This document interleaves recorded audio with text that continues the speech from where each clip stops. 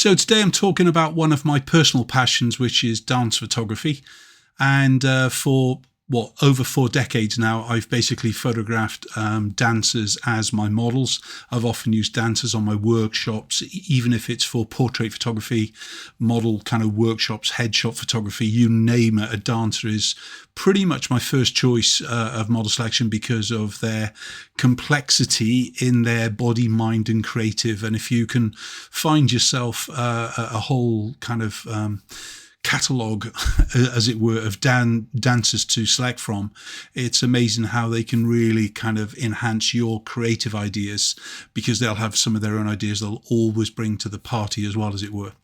Today we're specifically looking at Charlotte, and we're working on location with daylight in one of my absolutely all-time favourite locations, i.e. using pillars. We've got quite a few images to kind of work through, but if I can just talk about the essence of what we're going to see first, and then we'll quickly move through the other photographs. The key thing when I'm working on location is that I'm always set the camera on manual mode, and basically I'm fixing the exposure based on a light meter reading from the subject's face towards the light source. Now, because I'm in a pillar location, and we're going to be seeing 2 locations, in fact, with pillars shot within 5 minutes, kind of walk of each other in the centre of Cardiff. And basically these pillars subtract light. So what I want to use is the aperture between the pillar, the main kind of gap, as it were, as my light source, as if it was a softbox. And then basically from the subject's face, I'm going to meter with the dome on, the light meter itself, and it's pointed towards the aperture of light. So from that then, I'll want to fix my aperture no matter what, and I'll want to have a working kind of shutter speed of around about 200th as a rule, but I don't mind kind of blurred images if that's the kind of style that I'm shooting on that day. So f4 and around about 200th of a second if possible. Then all I'm going to just move is my ISO to complement to get my exposure triangle. The images we're seeing are as shot, okay? So they are basically the JPEG on camera, which is always set to black and white, no matter what. And I also shoot a RAW file, which basically is the processing file.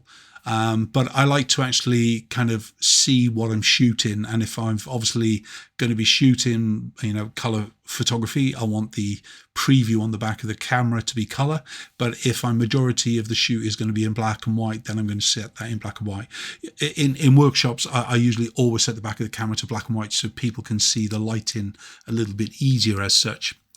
So as far as the exposure is concerned, once I know where the subject is going to be, a fixed point on the floor, basically I can work on that same aperture until the light is going to change. When I say aperture, I mean the ISO, because remember, I'm usually fixing the aperture and the shutter speed together. When the subject moves to camera left, that is moving away from the light. So that means I'll have an increase in ISO of around about 1 stop. So I would move, let's say, from 200 to 400. As the subject moves closer to the light source, I would have moved from the kind of the middle correct exposure, i.e. 200 a second, f4 at 200 ISO. I would move that to 100 ISO, and that will give me my perfect working exposure all the time. Now, as we'll see, because we're going to be looking at the JPEG shot on camera, we will see some slight underexposure and some slightly overexposed, because the images I've chosen are either the kind of the first image or in the mid shot of the variety that I'm going to kind of shoot during this kind of session. As far as lens choice is concerned, I'll usually work with either a long 70 to 200 lens if I'm really trying to push the subject further away from the background. That's as long as I can get back far enough. What I really don't want to use is a mid-range zoom to kind of just give me an average look, as it were. I want to really push the subject away from the background through the choice of aperture and through the kind of the length of the lens. The other way is to use the likes of a fixed lens, like a 50mm or an 85mm or something like that. Whereas again, I'm fixing the shot, and basically I can separate the subject once more using the aperture. But this is where, you know, the 50mm lens, prime lens, will give me a different look compared to a 50mm on a medium zoom, because they'll give me a different compression rate and so on with it. Obviously, when you're kind of trying to shoot close-up images as well as distance images, so the distance image would be where I want to show more of the set, more of the location, like I was working on a stage. In this case, we're working at a museum. But really what I'm trying to do is actually show more of the scene. So I've got to get into the habit of zooming with my feet if I'm using a prime lens, or being willing to actually change from one lens to another. I think that's why many photographers use a zoom lens, is because they want the ease of the transition. But I much prefer to zoom with my feet instead of the lens when I've got control of that. So black and white on the back of the camera, selecting shutter speed to help freeze the movement a little bit. Aperture is the f4 is pretty much fixed all the time, so I can basically separate them away from the background. I could go down to 2.8 or less, but I want that slight little kind of depth to help me. And then as far as the choice of lens is concerned, it's either to actually have a very wide shot or to actually get in close.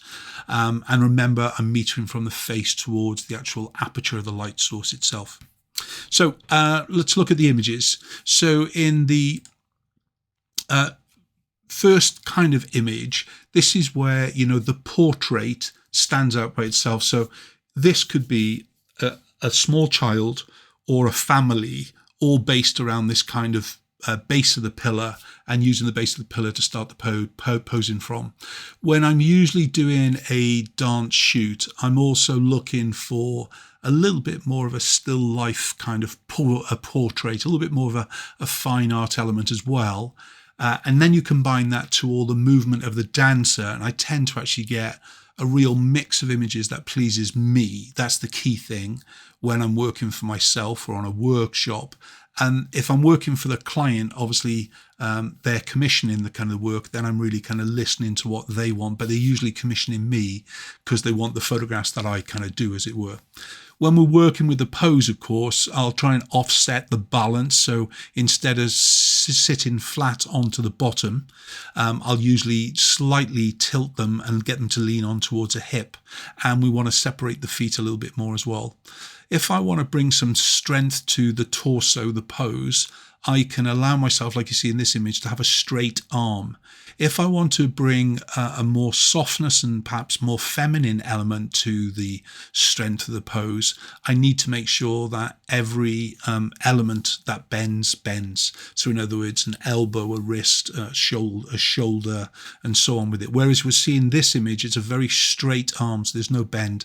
So that tends to actually bring more solid structure to the pose rather than a graceful kind of dancer element and things, really. But you can still see in her, as we look at her the left arm to camera has that lovely kind of bend of the elbow, bend of the wrist, control of the fingers and everything else with it and things. But this is a good place to start to kind of get myself into the kind of the working spirit.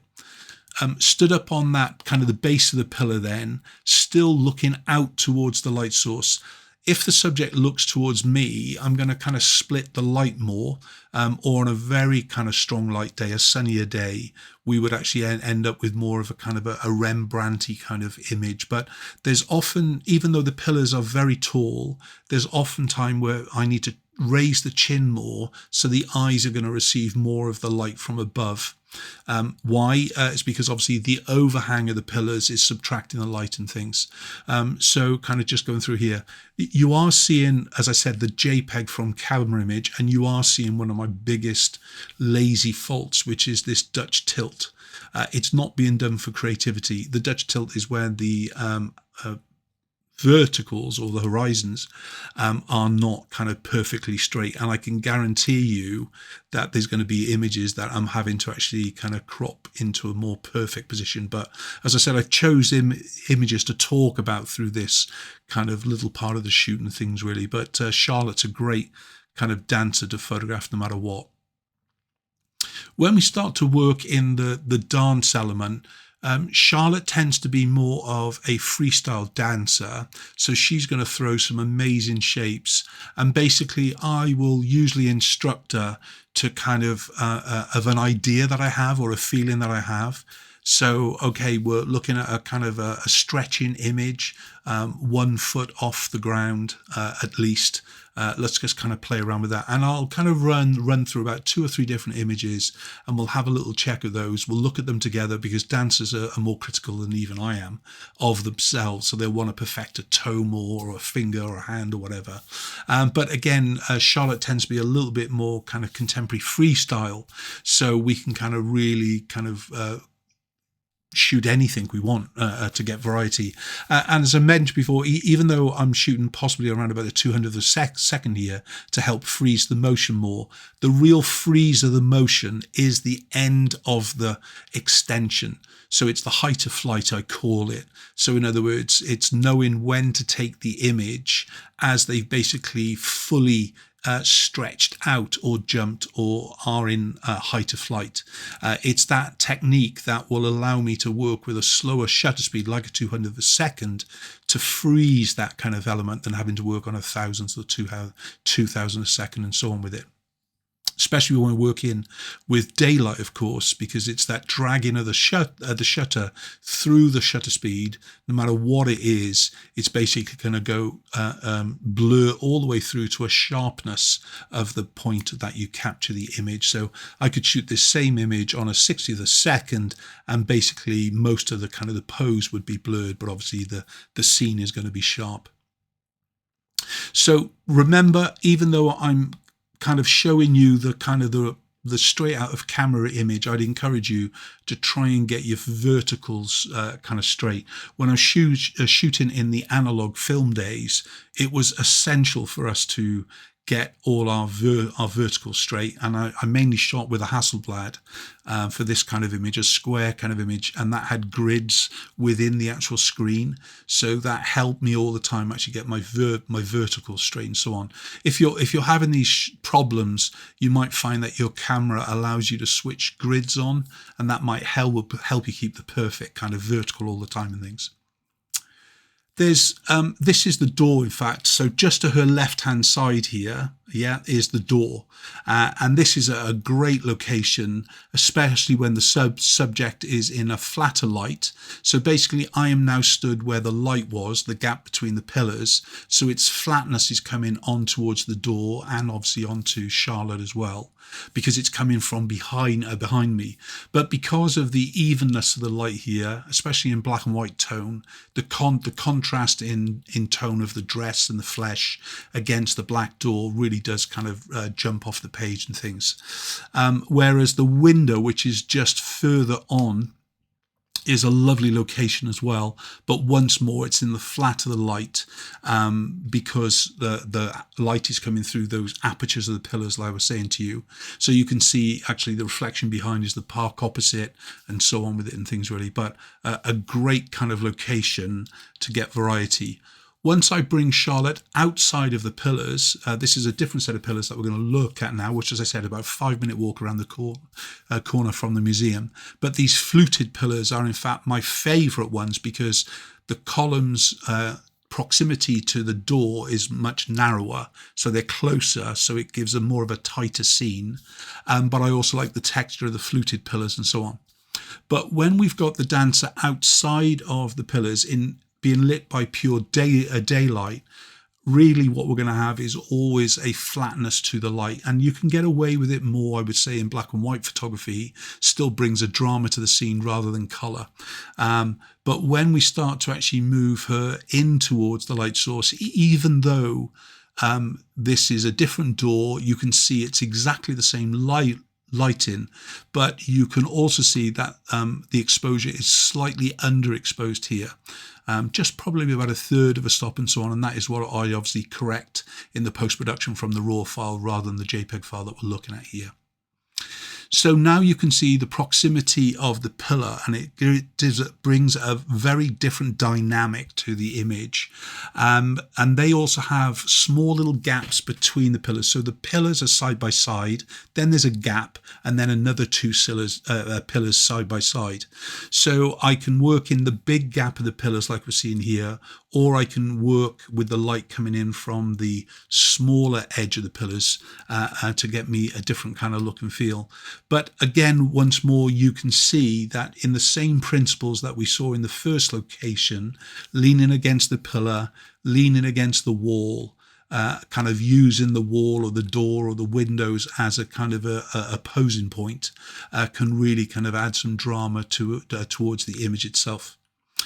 So again, as far as the look and the feel is concerned here, because the lighting and the wall is closer to the light source, in other words, the aperture of the pillars, the exposure from the face to the actual gap is lighter and brighter in this location because there's less fall off of the light. So in other words, the light is coming through the gap of the pillars, it's bouncing straight off the stonework, and it's coming straight out again. So all the tone of this is very, very similar. And we compare that then to the very first image location. And you can see the kind of the drop off, especially in the background wall. You can see how that's changing and everything else with it. So the key things are, when I'm working on location with a dancer, is kind of allow expression from them, allow yourself some creative time with them, kind of allow the dancer to bring their creative energy as well, but start off in a soft and a quiet way. Even things like tying up their shoes if they're wearing ballet shoes or whatever it would be, or kind of pretending to do the back of the bun of the hair, whatever it be, but some kind of more still life portraits on a more fine art level. But as far as when I'm using the daylight, I tend to avoid using the likes of a reflector, unless I've got a very, very sunny day and we're working against the light. And then I'd use an assistant outside of the pillars to bounce some of the sharper light back on to them. So what I mean by that, if it's a very, very sunny day, I would pretty much use the pillar, so the light would still be behind her if she was out in the open. And then we're using the reflected light from the likes of a reflector to kind of get my working exposure kind of coming through. You know what? It's all about passion photography, and whatever your passion is, whether it's a bowl of fruit on a table by a window, whether it's photographing with liquids or powders or still lifes, or spending hours walking to a particular location for landscape photography, you've got to go with your passion. And if you can find something and spend some time shooting what you love, basically there's never a dull day, and you'll always come away with a big smile on your face, and you'll have some great images that will not only satisfy a client but also kind of give you some great images between you and your muse.